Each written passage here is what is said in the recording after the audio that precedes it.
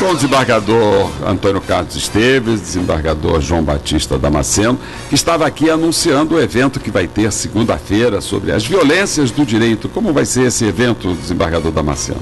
Esse evento ocorreria inicialmente na Escola da Magistratura, com a organização do Fórum Permanente de Sociologia Jurídica, mas por um problema administrativo da escola, o auditório, a sessão do auditório foi cancelada e nós mudamos o evento para o auditório da Fundação Escola Superior da Defensoria Pública, ali na Rua Marechal Câmara 314, no 4º andar. Isso é um debate. Inicialmente nós vamos instalar o núcleo de estudo das violências do direito, que é um núcleo que funcionará junto ao Programa de Pós-Graduação em Ciência Política da Universidade Federal Fluminense. Então nós vamos abrir a mesa, montar a mesa e dar por instalado esse núcleo de estudos, um órgão da Universidade Federal Fluminense. Em seguida nós vamos ter a palestra com os professores doutores Marildo Menegatti, Adriano Pilati e Nilo Batista, cada qual falando sobre as violências do direito. Porque quando nós pensamos em violência, nós costumamos pensar no sangue. Mas as violências pelas quais o direito se implementa são de muitas ordens. Quando eu saio de carro num sentido, e só posso dirigir num sentido da rua, é por meio de uma violência estatal que o meu direito de ir e vir não pode ser exercitado no sentido contrário. É uma violência tão sutil, que nós não a percebemos, entendemos, e ela é necessária para a convivência das liberdades, porque o exercício das liberdades só é possível quando isso se exercita de modo civilizatório. Então o que nós vamos debater aqui vai ser estado de natureza, estado civilizatório, os limites das atuações dos direitos, a ponderação dos interesses e como que o direito regula, como que o direito permeia as relações sociais por meio de violências simbólicas ou por meio de violências concretas. Então, o nosso objetivo é estudar essas violências do direito, até onde elas são legítimas, até onde a violência é legítima. O Código Penal, quando fala do crime de ameaça, fala do crime de ameaçar de mal injusto. O Código Penal nos dá a possibilidade, nos denota a possibilidade de um mal justo. Quando ele fala que o crime de ameaça é a promessa de mal injusto. Então, o que é um mal justo? Nós que pensamos a justiça apenas como bondade, precisamos também conceber que, por vezes, a violência pode ser legítima e pode ser necessária à existência civilizatória. Então, nós vamos, para esse debate, para esse começo, de bate-papo sobre essas violências do direito, instalaremos este núcleo, e a partir disso nós teremos muitos outros encontros para debater. Nós fizemos uma charge, o cartaz é ilustrado com uma charge do cartunista Carlos Latuf, e que foi mal compreendido por alguns colegas, mas isso é Thanatos, uma entidade mitológica grega que expressa a civilização, que expressa essas contenções, que na psicanálise o pessoal vai dizer que é a expressão do impulso, da pulsão de morte, que se contrapõe a Eros, que é o prazer, o desejo, a liberdade, que a princípio não teriam limites. Então, a contraposição a Eros, que é a plena liberdade, nós temos Thanatos, que é também a expressão da civilização. Então, é esta que era isso que expressava essa charge, que foi mal compreendida, mas felizmente, em razão destes eventos aí, desses cerceamentos, está nos dando a oportunidade de trazer, de apresentar Eros, e apresentar Thanatos àqueles que não conheciam. Mas, desembargador Damasceno, a respeito disso, uma das reclamações que se faz muito contra a academia é que a academia é muito teórica, ela não vem ao debate. No momento em que a academia quer ir ao debate, se apresenta, professores universitários vêm dialogar com a sociedade, vem um procurador aí, não sei das quantas, e proíbe manifestações dentro da academia. Que retrocesso é esse? Como se justifica esse falso poder que alguns membros do Ministério Público acham que tem. Pois é, esse é um problema. O problema de criar cachorro bravo é que ele pode acabar mordendo o dono. Em razão dos cerceamentos que o Ministério Público sofreu durante a ditadura empresarial militar, o modelo contraposto foi de plena autonomia do Ministério Público. E os procuradores da República, sobretudo, né, a título de defender as liberdades, estão cerceando as liberdades. Então não querem o debate no âmbito das academias. E aí sai uma recomendação de um procurador da República no estado de Goiás às universidades públicas, muito mais especificamente à Universidade Federal de Goiás, de que não se faça debates de cunho político, de cunho ideológico no âmbito da universidade. Né? E ameaça todo mundo com o processo. Isso é um retrocesso. A ditadura militar não fez isso. A ditadura empresarial militar não fez isso. Ela puniu com muita severidade, torturou, desapareceu com pessoas que estavam belicamente se colocando contra o regime, mas não invadiu o escritório de advocacia, mas formalmente não tem um ato proibindo o debate no âmbito acadêmico. Né? É muito perigoso. Nem o AI-5 fez isso. Nem o AI-5 fez isso. É muito perigoso quando um procurador da República quer impedir o debate. Né? Isso é muito perigoso e isso pode ser um precedente, né, para a escalada do fascismo no Brasil. E isso é intolerável, é incompatível com a ordem jurídica democrática, com o Estado de Direito, né, e com a sociedade solidária que nós, né, esperamos, né, ver sendo construída. Desembargador Esteves, nós estávamos aqui falando sobre as tradições nordestinas, né, sobre a Feira de São Cristóvão, as tradições das diversas regiões do país. E o senhor estava lembrando aqui a importância dessas tradições e desses movimentos políticos originários do Nordeste, não é isso? O Nordeste, querido ouvinte, veja bem, ele é o centro nervoso da nossa cultura, porque a nossa cultura passa por movimentos terríveis, como, por exemplo, o quilombo de Zumbi, né, que foi a resistência, que foi a luta contra a terrível injustiça genocida da escravidão. E o romantismo, a semi-heroicidade, quer dizer, nós temos, para alguns, Lampião foi um herói e ainda é, não é?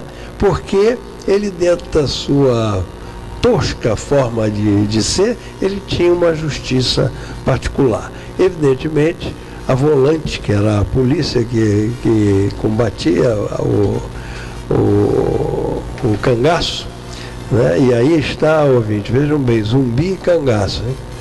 Temos Canudos aí nesse meio também. Aí, exatamente, o desembargador foi direto ao assunto, porque neste cadinho, nesse caldeirão em que este caldo é preparado, nós vamos acabar com significativos movimentos que vieram até nós, como Canudos, por exemplo. Que aliás, aqui é de onde veio o termo favela.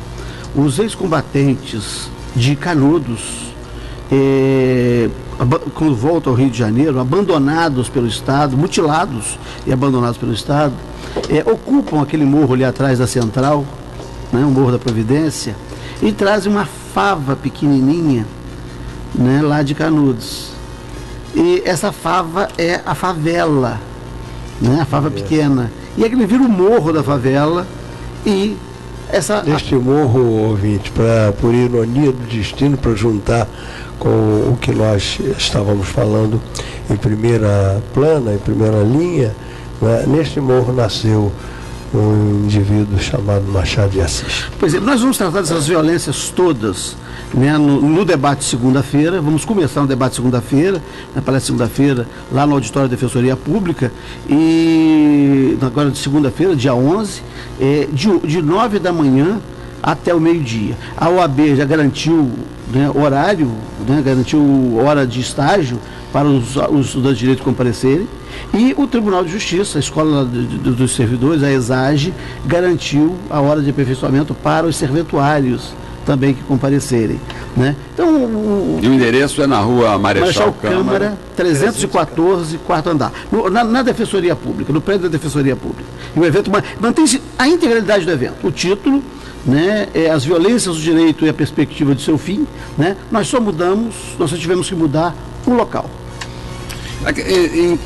Nessas violências do direito, desembargadores Damasceno e Esteves, existe uma questão que a gente vai abordar no próximo horário do programa, com a presença do desembargador Baldez, que vai falar sobre audiências de custódia, a questão das mulheres, né? A questão das mulheres encarceradas. No Rio de Janeiro, no Brasil como um todo, elas representam cerca de 10% do colégio de encarcerados, mas essas mulheres, elas são muito mais vítimas do que agentes de violência. E a grande maioria delas, elas são presas em razão do tráfico de drogas. E esse tráfico de drogas tem uma vinculação muito grande com a afetividade, com o amor que as mulheres dedicam aos seus companheiros. Isso é uma violência do direito, isso precisava ser revisto, isso está sendo muito debatido.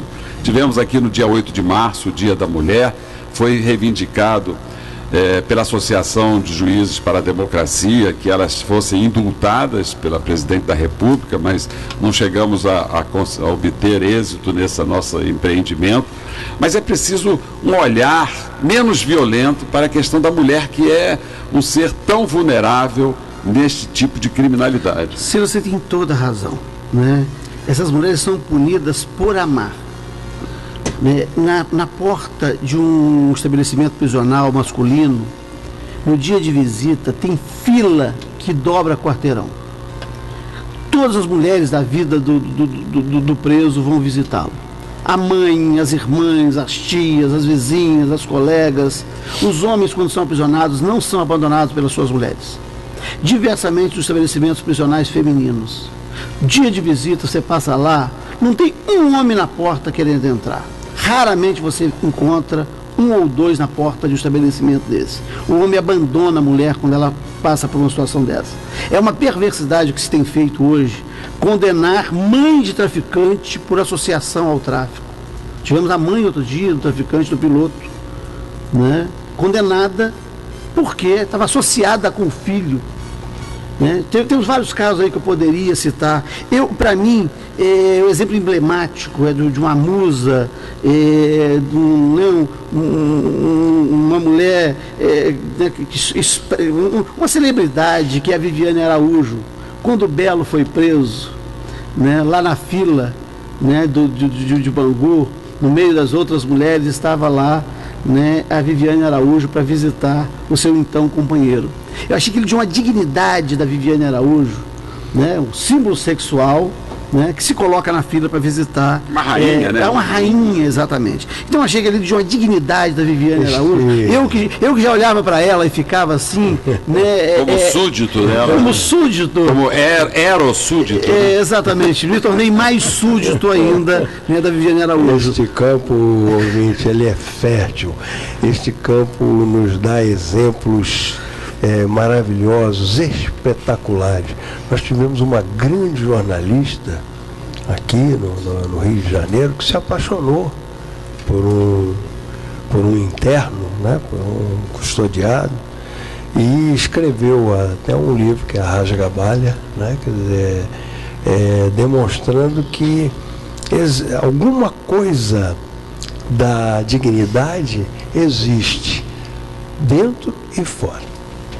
A dignidade existe sempre, né? Ela é violentada, ela é desrespeitada pelo Estado, que encarcera sem respeitar a dignidade da pessoa humana, que é um princípio da nossa Constituição, né? E pelas condições desumanas que os presídios são tratados. Mas a questão da mulher, efetivamente, nós temos... Aliás, essa semana eu li um artigo escrito por 3 juízas do trabalho, falando dessa misoginia que está atingindo o Brasil, quando, por exemplo, nós tivemos uma juíza que foi ameaçada de morte sofreu uma ameaça por uma pessoa que ela estava julgando e havia condenado por violência doméstica, e essa pessoa invadiu o fórum subjugando-a, e o que se viu, o que se falou, o que se comentou foi sempre com uma característica de machismo, o mesmo que se faz com relação à presidente Dilma.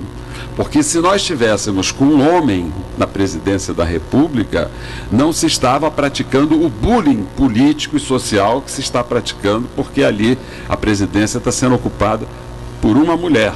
E um terceiro exemplo que ela coloca também é a própria advogada que teve um surto aí psicótico, e que as pessoas passaram a falar desse surto psicótico de uma forma jocosa, justamente pela condição de mulher dela. Então, eu estou narrando o que o artigo escrito por essas 3 magistradas fala. Ela pergunta assim: e se fossem professores? E se fossem juízes? E se fosse um presidente da República? A repercussão seria a mesma? Pois é, essa é uma questão, e neste caso da advogada que teve aquele surto, quer dizer, teve surto não. É claro que a pessoa se permite e vai sendo tomada. Eu não acho que aquilo nem é loucura, nem é um transe de outra ordem. Aquilo, a expressão é do fascismo mesmo, né? Claro que as pessoas... Eu cheguei a ver os bigodinhos dela também. Pois é, uma das linguagens do fascismo é a emoção. É uma forma de impedir que as pessoas pensem, que raciocinem e sejam levadas, sejam tomadas pela emoção. Né? É um dos recursos do fascismo. E eu acho que é o que nós precisamos ver ali, não do ponto de vista, né, da loucura ou de outra ordem, mas uma expressão de uma postura fascista. E claro, a pessoa também se permite e ela vai sendo tomada por aquele estado emocional que é próprio do fascismo. Nós vamos fazer agora um pequeno intervalo, vamos para o jornal Manchete Online, edição das 11 horas com Enio Paes, e voltamos com o Encontro com a Justiça com o desembargador Paulo Valdez.